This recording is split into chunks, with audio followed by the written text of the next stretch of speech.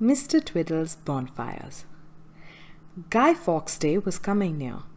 Mr. Twiddle stopped and looked each morning in the toy shop, which had a wonderful show of brightly coloured fireworks in the window. Now Mr. Twiddle loved fireworks, but Mrs. Twiddle didn't. She said they were noisy, bangy things that left a lot of rubbish behind them in the garden. So for many years, Mr. Twiddle had had to listen to other people's fireworks and hadn't had any of his own. But this year he had a good idea. He would buy some for the children next door. That really was a fine idea.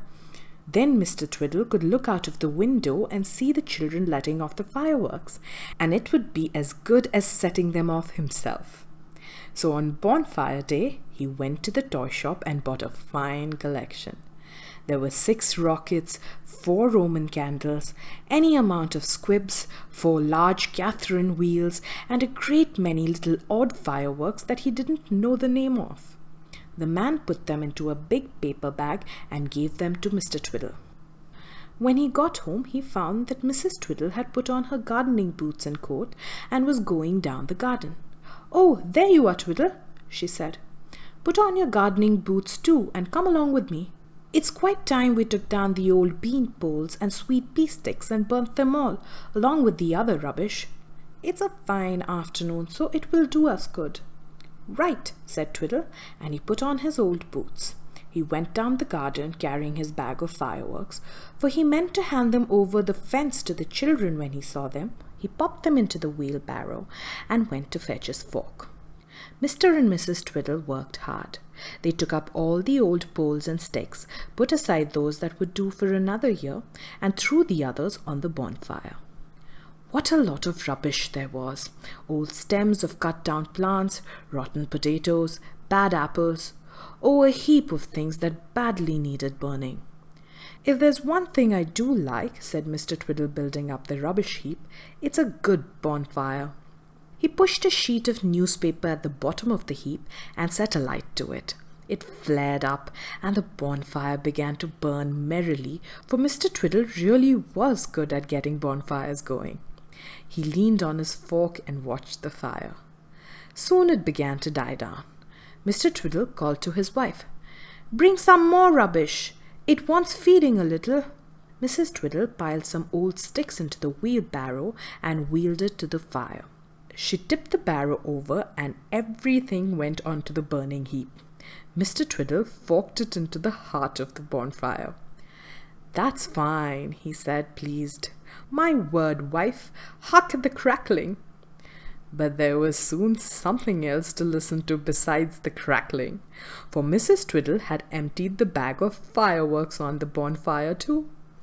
Right into the heart of the fire they went, and Twiddle forked them well in, not knowing that they were his precious fireworks. The flames caught hold of them. They burnt a rocket. Bang! Whoosh! The rocket flew out of the bonfire like an aeroplane and took Mrs. Twiddle's hat off. She gasped and screamed, "Twiddle, what was that? Oh, what was that?" A shower of stars showed up at the end of the garden. It was the end of the rocket. Then, bang!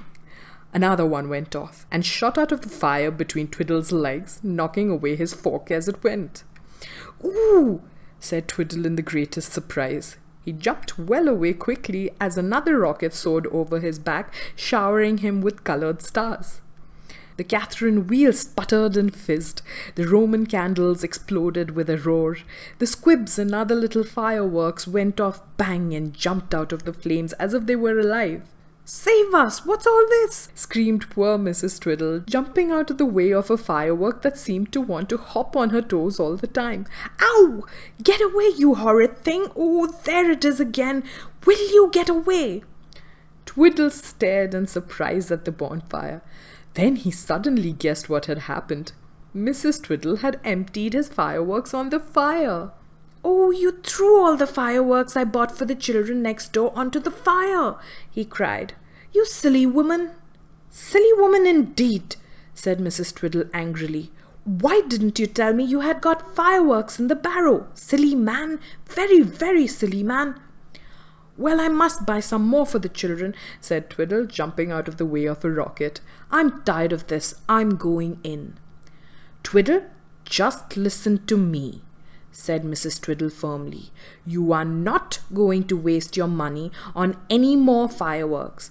As likely as you'll throw them into the kitchen fire, and then there'd be a fine to do. Not another penny are you to spend on fireworks. Do you hear?" "Very well," said Mr. Twiddle meekly. He was very sad as he went indoors. Now he wouldn't be able to see any fireworks after all. But cheer up, Mr. Twiddle.